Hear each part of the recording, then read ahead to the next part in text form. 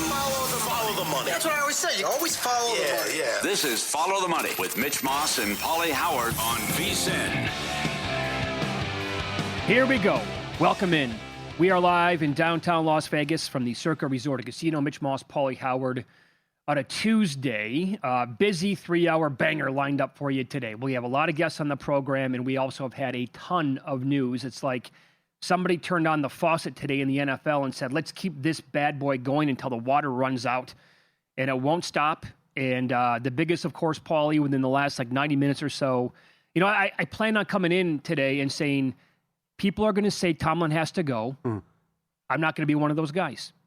I don't think it was his problem. I think it was just the organization not getting the right personnel. And I think the offensive coordinator, again, the guy that they hired in Arthur Smith was terrible, and the lack of quarterback play.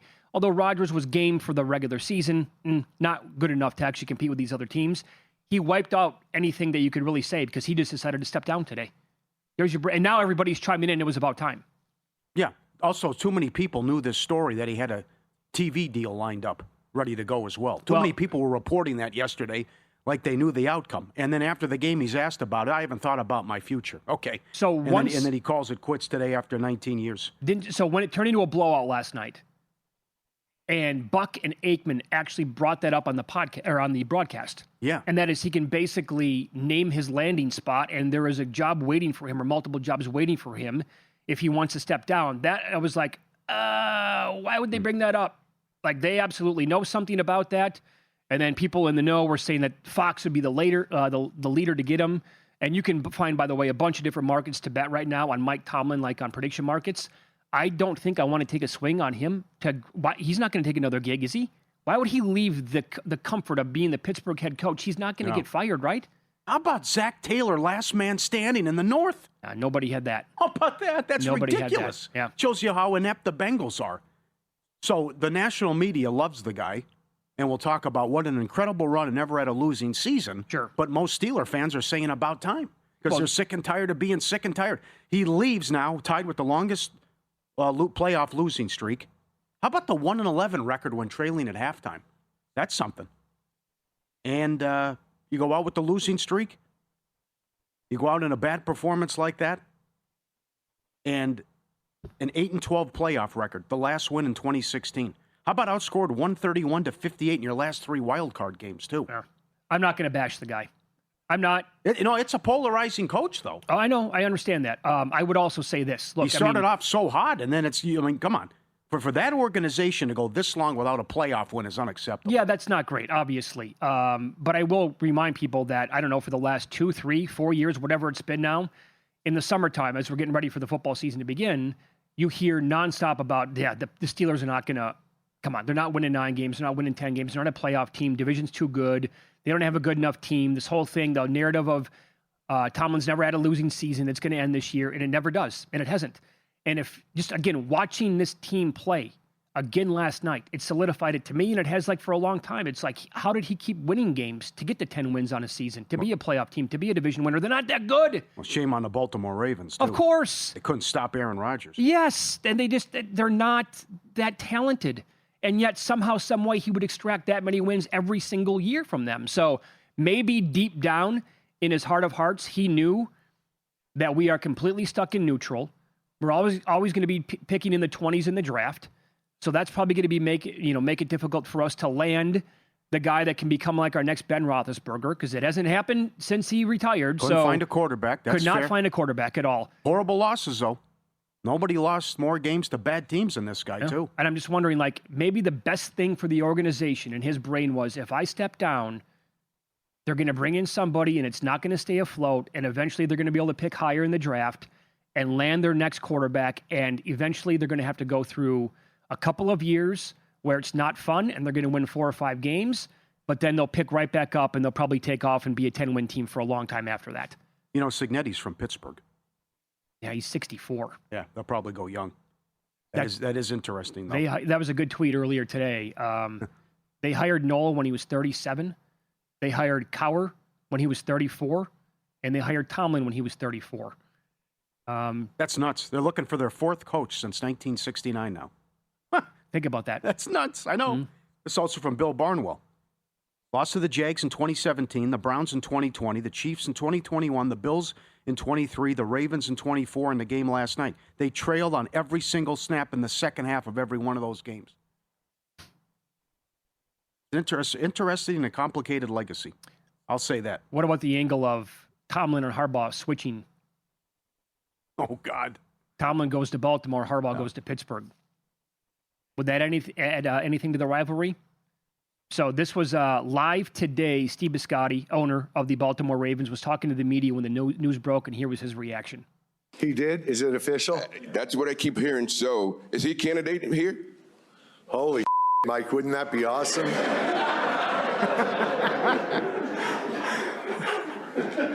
Only if John takes the Pittsburgh job.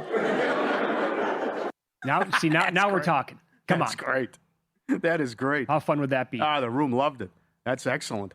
Well, I'm glad he came out with a decision right away. Yeah. Who knows what Rodgers, who knows how long he'll milk this. Well, what do you think? That's the other one. That's got to be it. I mean, he just can't move. And I know they had some, I liked them yesterday. They had some strong performances down the stretch offensively. And they were great in the 2 Baltimore games. Yeah. But you get Metcalf back. He has a couple drops. But you just see, like the Cleveland game, as you pointed out, in this ferocious pass rush, he can't move. And they couldn't connect on anything deep. And then the big turnover. So as bad as he played, and they were 2 of 14 on third down, Stroud was worse. And that's a 10-6 game with 11 minutes left. Yeah. And I thought for sure this was a Pittsburgh special, and they were going to steal that looked game like it. Because of Stroud. Hang around, another stupid mistake, the interception. Guy has 5 fumbles. Come on. 5 fumbles for a quarterback. And still they're in position to win the game until the defensive touchdown. Like, can Stroud play worse, or could he have a game that's that bad again? Or is that absolutely rock bottom for him? That was an abomination last night out of him. I was calling for Davis Mills, although his wife just had a baby, so he was probably up against it as far as prep. But he was that bad. This is your 3rd year in the league. You cannot throw an interception there inside the 10-yard line. Yeah. And then the 2 fumbles on the same play. And then, it's just like I was doing when they played the Chargers. They're gashing them on the ground, and they get away from the run. Yep. Just feed marks. I mean, this talk, the O-line this, the O-line's fine. You have found, and like Aikman pointed out, I don't think anyone expected this, how they gashed them under. They have found a running game, but they refuse to embrace it. They looked really good last night running the football. I felt like super good for Nick Chubb last night because he was a factor. Yes. And that dude has been through so much and so many bad injuries, and he was an absolute truck as a running back, and I want good things to happen to people like him. And to see him have moments last night when they had to have it, but also when they got away from it, when it was still a tight game, you had to be throwing things at the house. Like, what are we doing here, guys? Should be Come a blowout. on. I know. Should be a blowout. Stroud's been terrible the whole game. You don't want. Oh. How did he miss Collins on the touchdown? Oh, that's terrible. Oh, my God. He's open by 10 yards. It's like we got a couple tweets, and Ian was one of them, about the more you see of this guy, the worse it gets. Oh, no doubt. About what's the future with this guy. He comes and he lights the league on fire. Mm-hmm. They win a playoff game. He's throwing for 350 every week. And now it's just off a cliff. And they won a playoff game last year, but that's when Herbert imploded. And then just some of them, he was bad against the Chargers. And this is in a playoff game, he's killing them. I mean, come on, man. Yeah. Some of these, it's just silly mistakes. Those are rookie mistakes he's making out there. And to miss Collins, and thank God they had Kirk. So even though they're going to have bad news here on Collins, I still think they have enough to go to the Super Bowl because the defense is that good, and the weapons are there in the rushing attack. Because Kirk's good. They have Schultz. They got Higgins. They have Noel. That should be enough, but this guy can't keep turning the ball over. Yeah, no, I would agree with that. Also, like when it comes to Rodgers, like he played well enough for the entire year, start to finish, to come back and give it a go one more time. I would say in the right situation. I don't know if Pittsburgh's the right situation. They're going to have a new coach. Who the hell knows how that's going to go? But also, like, what would be the right situation for him to go to? Who had an interesting tweet was our friend Brian Mahoney, who covers the NBA, pointing out you didn't see a lot of pat on the backs and go get him next time after the pick 6. It's kind of like they have moved on as well because he's a prickly pear. And I think I brought that up. It was the day after a primetime game. Was it the Packer game or was it another game this year where the next day on the show, I'm like, did you notice how he got killed and turned the ball over and went the other way? The Bills game. And I'm like, bloody and nobody was... Helped them up. Nobody wanted... Yep, not a single player did. I know. I think Atlanta would be intriguing to me. They move on from Cousins. They don't know what to do with Penix. Atlanta goes there. He goes there and plays in a dome because they have weapons, man. I don't know. I'm just spitballing here. Well, for the guy. I just think that should have worked last. I just thought they should have looked at a better performance. I also- mean, where were the dump offs to Gainwell? Where was the quick stuff? I guess guys couldn't get open. Metcalf let him down with the big drop, but Metcalf, what is it with these guys who demand the ball, then they have a drop and disappear? Happens all the time. Yeah, so he had a bad performance and only 2 catches, but, you know, the Detroit game, you can say bad defense, okay, fine. They moved it against Detroit. They moved it twice against Baltimore, and they had a good showing in the other game. Cleveland was the outlier, although you could say their coach tried to avoid getting Garrett the record, but that was an abomination last night. And as for the Texans moving on, we'll dive into that game a little bit more when we get into the divisional numbers. They're taking on New England, obviously, next weekend. And the Patriots taking a little bit of money here in the market. And I said this last night. We taped the latest episode of Pod to the Futures. JBT and I, it's available now wherever you listen to your podcasts. I brought up that when you look at every single unit remaining out of the 8 teams in the playoffs, I actually think when any unit brings their absolute A game, A-plus game, I think the Texas defense is probably the best unit remaining. It's close. It's them, the Rams offense, maybe the Broncos defense. There's a but, though. You know, Benjamin Solak wrote about this on ESPN.com. Seattle, great defense. The but. Couple bad performances. The Rams game, Houston against the Raiders, Arizona. Oh, I know, but I mean, Colts game. for the most part. But when they're locked in, yeah. I mean, there's good luck with that pass rush. Those guys are just behemoths. Throw you out of the way. No kidding. We'll continue. A lot more news to get into. Pauly got his wish as this OC got whacked earlier today, and he wasn't the only one. Let's follow the money on VSiN, the Sports Betting Network.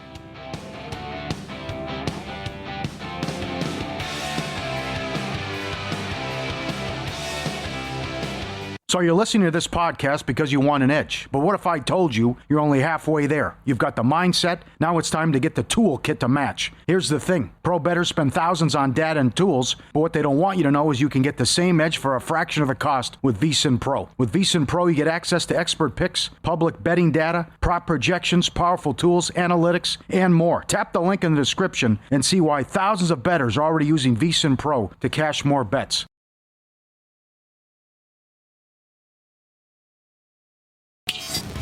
This is Follow the Money on VSiN. The Tomlin news, that's only the tip of the iceberg today. Other guys have also been fired. Started earlier today with the Chargers. They said bye-bye to offensive coordinator Greg Roman. He's the only OC who John Harbaugh ever had in the NFL. Was his OC in San Francisco for the 3 years and has been with him in L.A. with the Chargers the last 2 years as well. You wanted him gone. You were disgusted with what took place on Sunday night. Oh, yeah. That was sick. Tough to watch. Vrabel undressed him. No doubt about it. No creativity, no design runs. Couldn't pick up the pressures and the stunts. No one could get open. And the big one was the substitutions, where you're down 2 scores and you're burning 40 seconds off the clock. Mm-hmm. What happened there? So, O-line coach gone, Roman gone. There are some great jobs that are open and available. Can you imagine you come in, be the OC, and work with Herbert? You know, That's pretty strong. Baltimore job open, Baltimore OC job, Pittsburgh job. No Lions doubt. OC job. The Lions OC job, yep. And this one as well. The Eagles fired OC Kevin Patullo. I think Captain Obvious here saying that everybody in the world knew that this was coming. He gone. 5th OC in the last 5 years now. Yeah. So they have to make a change. That's also, in theory, a pretty damn good gig, is it not? Yep. With all that personnel? Yeah. Might have to deal with some drama, but that should work. And that was unacceptable, what we watched all year out of the Eagles. The other thing, too, Mekhi Becton, said yesterday he was never comfortable playing in Roman's scheme. That also. And then Harbaugh didn't give him an endorsement after the loss as well. So I think you knew this was coming, that Roman was out, and you knew this Patullo news was coming, too. But this should have happened in the midway through the season. Warren Sharp is right. This shouldn't have got to this point. No. You wasted a good defense, and you wasted a chance to defend the title. I mean, it just the alarming stuff in what Orlovsky tweeted about how they're running the same plays time and time and time again, and especially on the final drive against the 49ers. Oh. I also wonder now what's going to happen with a team like the Raiders, because again, as soon as Pete Carroll was fired last week, that night / the next day, the rumors were out there that the combo, Brady wants the combination of Brian Flores as the head coach and Brian Daboll as the offensive coordinator. Well, now Brian Flores is and has been interviewing with other teams. And of all these job openings now, I don't think Dable's not going to get a head coaching gig, I don't think right now. But certainly we just rattled off all these teams that now have an OC opening. And I think Brian Dable would make a great candidate for a bunch of these jobs. And maybe both those guys say, Raiders would have been fun last week. This week, don't think so. Mm-hmm.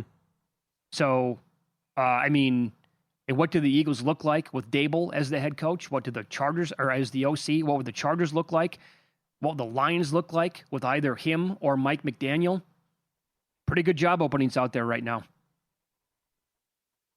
And I do think that, again, you're wasting, to me, I think you're kind of wasting money at this point because you can find prediction markets up with Mike Tomlin and where he's going to be the next, head coach, or like all these openings now have him as well.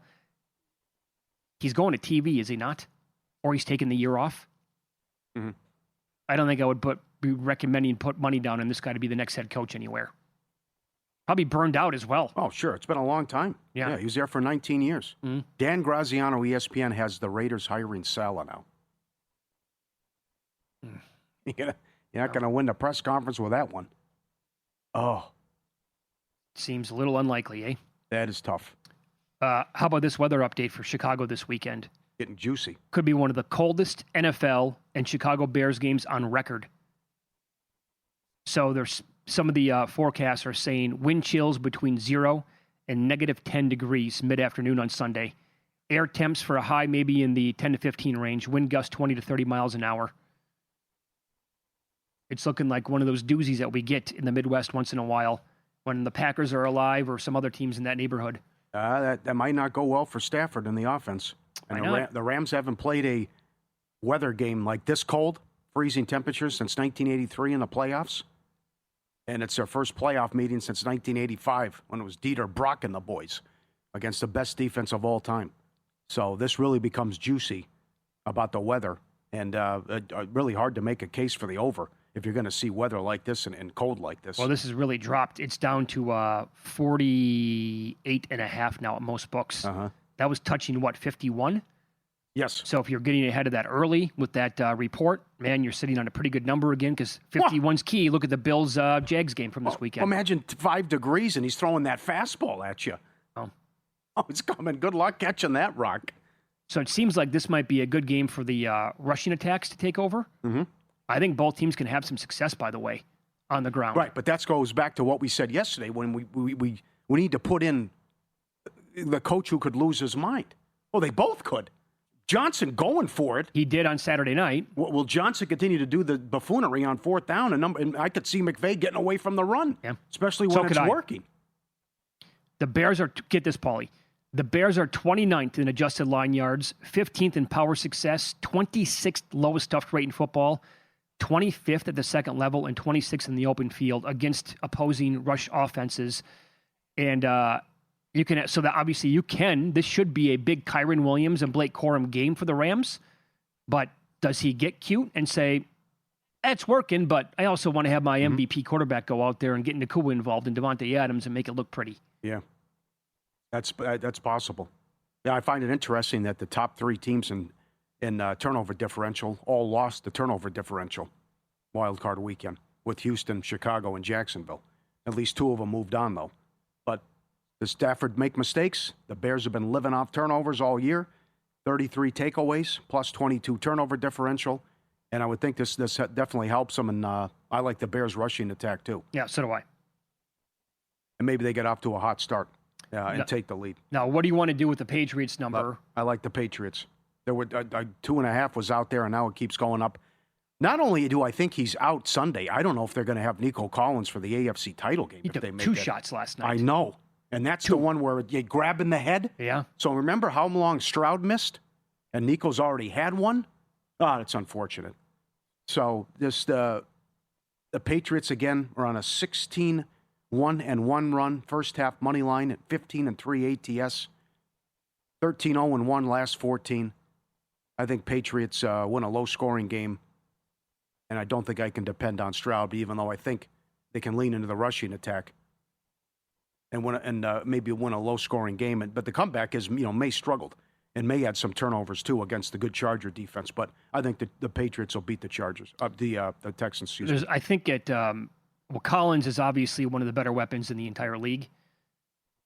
However, it's going to be balanced out a little bit because if this happens, and that is Christian Gonzalez, who was excellent for the Patriots, their cornerback, he's one of their best defensive players. He's also in the concussion protocol.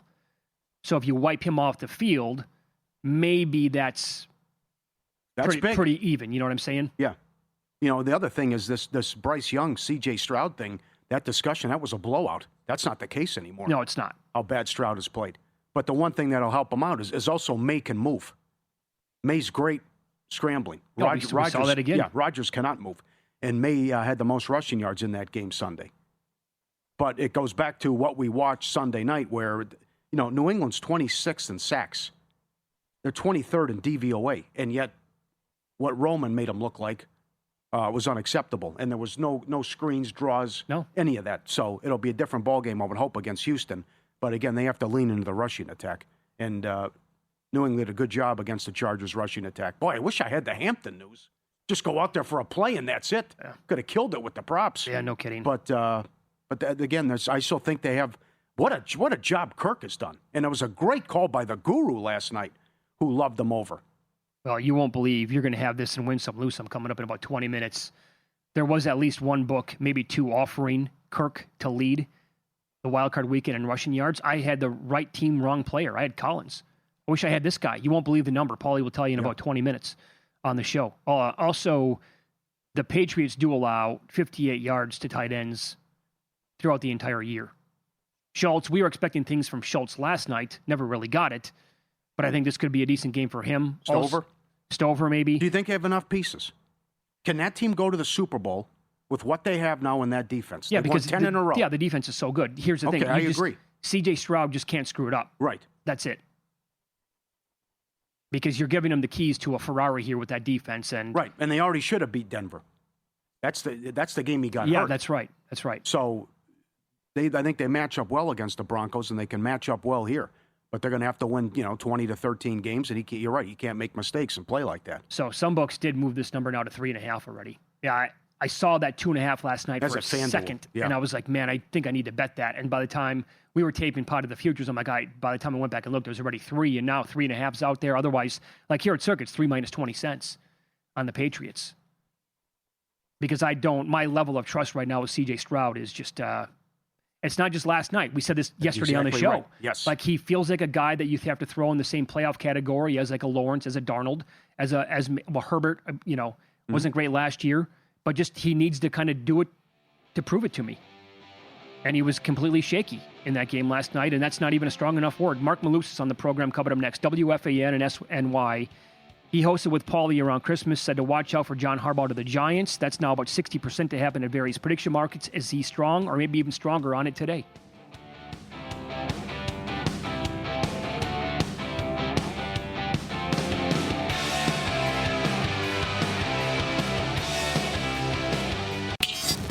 This is Follow the Money on VSiN. We'll expand on some of these job openings now for head coach in the National Football League. And by the way, if you're just tuning in right now, earlier this morning, Mike Tomlin, Pittsburgh Steelers head coach, said that I've had enough. I'm done. He's stepping down. Not fired, stepped down after 19 years as the head coach of the Steelers. And right now we go out to the progressive guest line. Marc Malusis joins the program. He has hosted plenty of shows here on VSiN, WFAN, and SNY in New York. Marc, pleasure talking to you. How are you today? Mitch, Pauly, what's going on, guys? I'm doing great. How about you? Doing really well. This is absolutely chaotic with all the news. We'll ask you about Mike Tomlin here in a minute, but you were hosting with Pauly. I was out one day around Christmas, and you brought up the idea and put the audience on high alert. You might want to pay attention to John Harbaugh to the Giants. Now, keep in mind, again, with the timeline, he was not fired. Still had the job, had a chance to win the division, make the playoffs, obviously. He was around 16-1, if you could find it. Now on prediction markets, he's between 54 and 60% today. Why were you so strong about it a couple of weeks back? Because just when Harbaugh started getting hit, first and foremost, the Giants, I think, were looking for an established head coach after going down the coordinator route and failure with McAdoo, failure with Pat Shurmur, failure with Brian Daboll. You go up and down the line. Joe Judge, who was on the Ole Miss sidelines. I think the Giants, given the fact that, they've kind of been in the abyss here for a while, and it's a talented team, I think if you take a poll in that building, I think they probably think the coaching staff failed more than anything else. Blue games left and right. I think they were looking for an established coach, and the only guy sitting out there was McCarthy. And I don't think I'd necessarily look at McCarthy as being that culture changer, kind of, 2 feet on the ground, eyes straight ahead, hold guys accountable. They needed somebody to step into that room. And I really thought that when Harbaugh started getting asked questions down in Baltimore after 18 years about his coaching future, and when that Raven season looked like it wasn't going to be meaningful at the end, it ended up being meaningful, but you got a sense that probably that, there was a sign or a hint to change. And I think he's the perfect candidate. I mean, sometimes it's got to be right place, right time. And I thought if he ever shook free, that he would be the apple of the eye of the New York Giants. And they've gone all in. Now it's up to him to decide exactly where he wants to coach. I do think the Giants are an appealing job based on the fact that they do have a young quarterback in Jackson Dart. Mm-hmm. I think most people believe has got a real amount of ability to him. And they've got some good pieces in together as well on that roster. When you're looking at edge rushers, there's a great left tackle in Andrew Thomas. If Malik Neighbors comes back from that torn ACL, an elite level wide receiver, Cam Scatterbo, very good running back room, offensive line got figured out. It's an NFC East that's kind of in a state of flux. When you look at Philadelphia, Washington coming off a down year, you look at the Dallas Cowboys, Jerry Jones all gets in the way. I think if you're looking at John Harbaugh, wants to stay in the Northeast potentially, that's why I think it's a perfect match. I think the coach, the coaching style, and where the Giants are as an organization, that's why they're all in. All right, good answer. I love all the talent on offense. Could he reach Carter? And is there enough talent defensively that they can turn this around as the defense was so bad and Bowen got fired? Yeah, I think they can. I mean, I think, Pauly, when you look at when they got rid of Shane Bowen, look at the defensive metrics and the stats for the Giants. They were significantly better against the run. Abdul Carter flashed the last 3 games of the season. Now you might say, listen, the Giants weren't playing for anything. Listen, Abdul Carter is only 21, 22. There's no doubt that he's got a world of ability. He's got to grow up. I mean, the nonsense has got to stop, right? And that's really a case where you look at a guy that's going to step into the room, that's going to be that culture changer, is hold guys accountable. It's win. And that's what you're judged by in the National Football League, by the scoreboard each and every week. And I think John Harbaugh kind of epitomizes that. Had a lot of success down in Baltimore. Should he have won more? Yeah, no doubt about it. But he's not Loop. He didn't miss the kick. He's not Andrews. He didn't drop the ball up in Buffalo. He's not Zay Flowers. He didn't fumble the ball against the Kansas City Chiefs. So you can only do so much, right? So you look at, defensively, I think there are pieces in place to be excited about. Abdul Carter, obviously, I think you just saw the tip of the iceberg in terms of his talent at the end of the season. If you're able to get to him and teach him how to be a pro, I think he's got an unbelievable amount of ability. From a betting standpoint, as of right now, betting odds on is not exactly like having 16-1 in pocket, but now you might have a little bit more information, as you're saying here. Do you think that he would be worth a bet to land the Giants gig, or no? It's like that time was a couple of weeks back. I don't think the value's there, Mitch, right now, to be honest with you. I think kind of you had to kind of take a shot that he was going to shake free down in Baltimore, and then when he shook free, I think he became kind of the apple of the Giants' eye. And I think he's just as interested in the Giants' job as the Giants are interested in him. Maybe not to the level that the Giants are in him, because I think he's got options, whether it be Cam Ward in Tennessee. Obviously, he had a meeting with the Atlanta Falcons, and there's a draw to the Cleveland Browns because, that's where obviously family connections out there to the Ohio area. But still, I think when all thing is said, if you're looking to try and win, he's 63 years old, right? He doesn't want to go out there and kind of ride it out. He wants to try and win. He's a competitive guy. I think when you look at the pieces of the New York Giants, I think you look at a team that's got a number of good pieces together in place, needs to add, and they need to be taught how to win. And I think the Giants right now are all in financially. I think they'll give him the financial wherewithal to bring in the assistants and the coordinators that he's looking to try and do and really change that organization, that franchise around and get the Giants back to where they should be. 9 openings. Pittsburgh, Baltimore, and Cleveland open at the same time. What do you think the Steelers are going to do? Yeah, it's a great question. I don't know. I mean, there's been rumors about Marcus Freeman, that even though he re-signed the contract extension with Notre Dame, that the job that he would be interested in would be the Pittsburgh Steelers. There's been those rumblings around on the internet. I don't know if that's necessarily the case, but Pittsburgh, it's, you think about it. In my lifetime, I've seen, Noel, Cowher, and Tomlin. I mean, that's been it. I mean, you think about that when you look at Mike Tomlin stepping down as Steelers head coach, and I don't know necessarily if he's going to go into the broadcast booth or if he's going to search for another job. But if you're in Pittsburgh right now, I think it's a time to find somebody young, dynamic, and you're going to have to go into a rebuild. Listen, it might be the last day of Rodgers as an NFL quarterback. Maybe he seeks other options. Watt is getting up there in age. Certainly Hayward is. It's an older team. They went all in on this season. And unfortunately, it came to a thud of an end on Monday night against the Houston Texans. But that's probably where I was going to go. They do have a history of finding good ones, though, when you look at it from the Pittsburgh Steelers perspective. Yeah, offshore right now. These were just posted. Brian Flores, 3-1, next Steelers head coach, and Marcus Freeman plus 350. That would make sense, right? Freeman would fit that bill of, again, you go back and look at the last three guys they hired. Noel was 37, Cowher 34, Tomlin 34. Like, he could be a guy that could go there for 15 years, I think. Oh, there's no question. And now more than ever, when you look at college football, it's more like professional football than anything else, dealing with NIL deals and the amount of money that's being played. And listen, Notre Dame's a great job. There's no doubt about it. But when you're thinking about great jobs in the National Football League, there are a few that are kind of above everybody else, all right? And the Steelers being one of them, the Dallas Cowboys being one of them. You step in and you're the Pittsburgh Steelers head coach. That has a little bit of an extra kick to it than other NFL jobs, even though all of them are obviously rare and great finds if you're an assistant or if you're in the college ranks. Follow the money here on VSiN, the Sports Betting Network. Our guest, Marc Malusis. You can follow him on X at his name, at Marc Malusis. He's with WFAN and SNY. He's on the Progressive Guest Line. We were talking about some of these games now that they're established with the schedule for the divisional round. Do you have a best bet here early on a Tuesday for the upcoming weekend?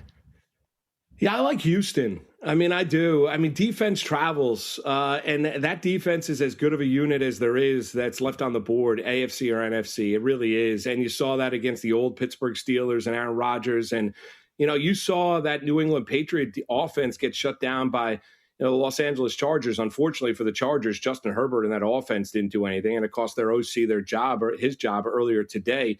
Now the question is, and Mitch, you hit upon it right in the segment right before I hopped on with you guys, can CJ Stroud get out of the way? Yeah. I mean, that's basically it, right? Don't implode. Don't turn the ball over 2-3 times like you did against Pittsburgh. See, if you do that against New England, the Texans are going to lose.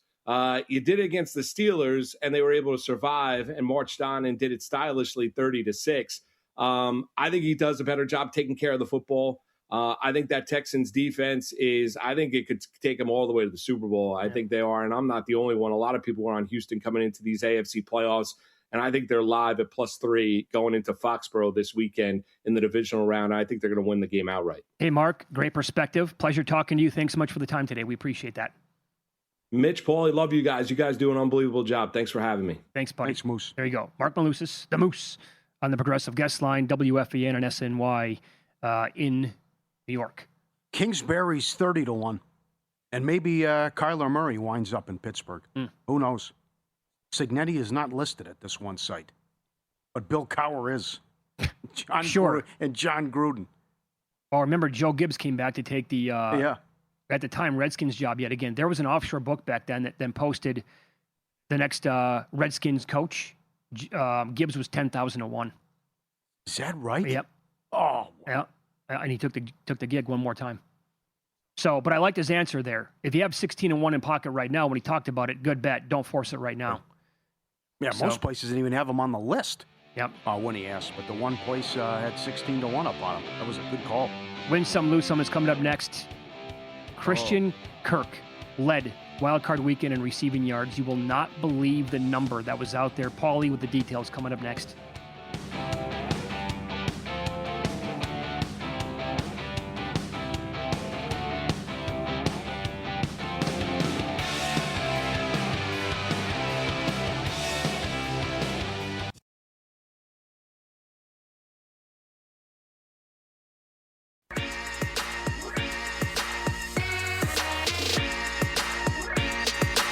Win Some, Lose Some is sponsored by the Sharp Plays.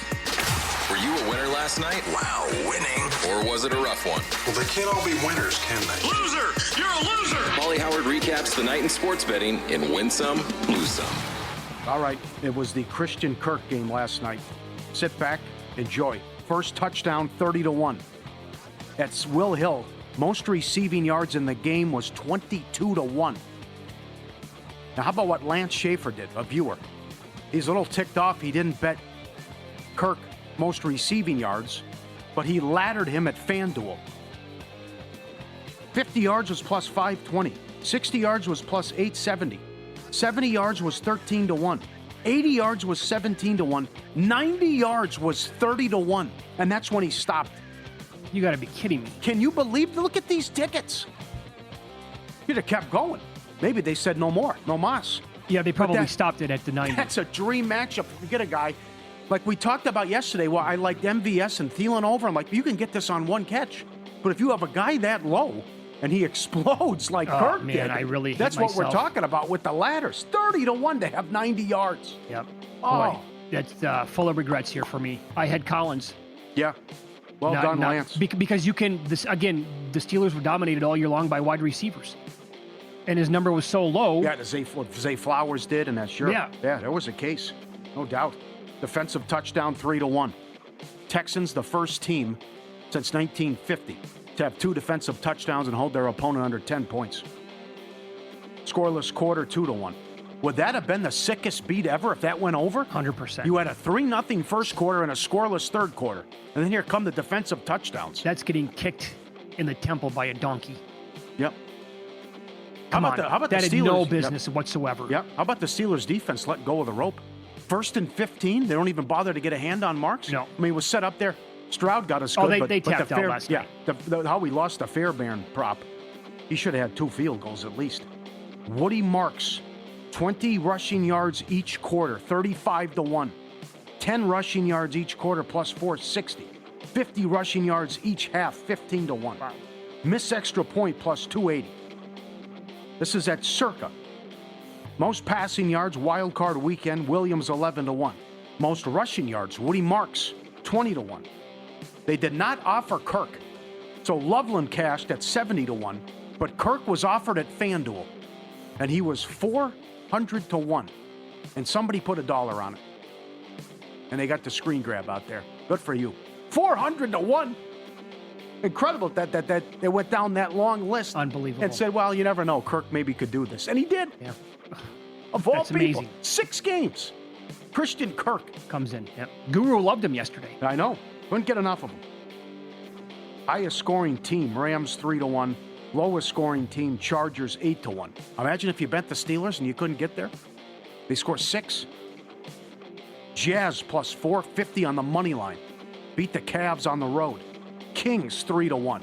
Routed the Lakers. Well, the Lakers are in, I mean, just really poor form right now. And by the way, for the people who missed it over the weekend, that Jazz bounce back last night was after they lost 150-95 at home. Was that the last game? To Charlotte on Saturday. That was a good angle. Oh, that was a great angle. They're pros. They were missing guys in that game. They're pissed off. They come back. What was the first quarter score? 45-14. First half was 77-38. I know I had first half over. I had first quarter over of that game, went over by the hook. I got 45 points by one team, went over by the hook. And I missed it by a point and a half because the other team could only score 38 in the first half. Yeah, that was at home. Incredible. Maple Leafs plus 195. They ended the Avalanche 17-game home ice streak. Subscribe, be part of the team, vsin.com, our radio and podcast friends. You always want to see these tweets and videos. At Pauly Does Vegas on Instagram. Send them in. We'll put you on. Know you like this one. The Orioles are doing Tupac bobblehead night. That's going to be huge. Now, that's creative and thinking outside the box. Not bad. That's a great-looking bobblehead. It is. Right? Well done. Yes. I would definitely go out of my way to get one of those. I lived in that area. Yep. Very good. And this is a Bears fan coming home after the win, and they beat the Packers again, grating cheese for the dogs. Look at that. Get in there. Come on, jump on up. Okay, Come on. now that's damn funny. That's really coming. well done. I love the hats that all the Bears fans were wearing. And Kayla put it on after the game, too. Those are good. And now coming up, yeah. All right, we got the cheese heads again. Come on in. Let's celebrate. Lose some, Tomlin. Lose some, Rodgers. Rodgers' career ends on a pick 6. Likely. Tomlin lost 7 straight playoff games. 1-11 when trailing at the half. And the Cavaliers have more losses than all of last season. Oh. With number 19 last night. Wow. Think about that. Good one. That is tough. Before the line moves, the sharp place is already there. January isn't about volume, it's about precision. The NFL playoffs are when limits rise, mistakes shrink, and timing matters more than ever. Powered by advanced AI and connected to proven insider sources. Locked in on the NFL playoffs, the Sharp Plays helps identify where the sharp money hits before the number disappears. Free reports, alerts, and market-moving insights straight to your inbox or X-feed. Jeff and the crew have been at it since 2011. They backed it up with documented results, public logs, and transparent receipts. SharpPlays.com. Trusted by pros and monitored by the book. Stay ahead of the line this postseason. Visit SharpPlays.com. It's a top You ain't first, you're last. 5. That's not enough, Dad! Tuesday. I've been ready for this my whole life. Top 5 Tuesday. Dollar bills, y'all. Follow the money. Good discussion here. We're down the divisional round. 4 games left, 8 quarterbacks. Who are your top 5 quarterbacks left in the playoffs? I got to go with Superman, Josh Allen, number 1. Josh Allen is a pick. Denver was 1 in other spots against the 1 seed and the Broncos. Josh Allen against the world. Can this happen? I have to have Stafford number 2 because of the concerns of the turnovers. And he was so good for much of the season, but the Atlanta game, and at times, he got bailed out a couple times in that Carolina game. Threw it up for grabs, 3rd and 1. Puka helped him out. Can't have the big turnover. Have him ahead of Drake May. Drake a little shaky in his first playoff start against the Chargers. A lot of turnovers this year with the 49ers. Purdy gave away the ball twice to Philly. Philly still couldn't take advantage. Brock has a tendency to make some poor decisions, but still put up good numbers. Kudos to him, the organization, and Shanahan for having him to get this far. I have him 4, and I have Caleb Williams number 5, who just, I don't know what happened in the first half, but that second half against the Green Bay to score on 5 of their 6 second half possessions in the play of the year, maybe. Jumping and falling down on the 4th and 8 to a Dunze that saved them down 11 with 5 minutes. That's how I see it. Yeah, my honorable mention, we're pretty much on the same page here. I have Nick, Stroud, and Darnold in my honorable mention. I think we could probably all agree on that. Yeah. Too much of the unknown there. First time since 1978 a 1 seed has a player who led the league in turnovers. Sam Darnold. Wow. So I'll go in reverse order here. I have Purdy number 5, a little bit behind Caleb Williams, and that is just because of, and again, this is not legacy. This is not who's won a Super Bowl, an MVP, who's going to win the MVP this year. It has nothing to do with it. Like, top 5 quarterbacks that we like moving forward in the playoffs as of right now, all things considered. I have Purdy behind Williams just because of the injuries again. I would probably have Purdy high. I'd probably have Purdy 3rd on the list if they never had any injuries this year. But I have him 5th up against it, losing Kittle as well. That's a good point. Yeah, durability. Caleb's number 4. Again, the ceiling here for this guy's off the charts, but I cannot have him higher than Drake May because I don't know if New England's good. I'm pretty damn convinced May is not this year. I'm talking about next 10 years. I could eat these words. I think he's like superstar, man. Yeah. I really do. I see that. Because he's got a little bit of everything. Mm-hmm. Very pretty deep ball, scrambling when it matters most. Guy's absolutely legit, but can't have him ahead of Stafford, nor can I have him ahead of Josh Allen. Josh Allen is probably the best player in football overall.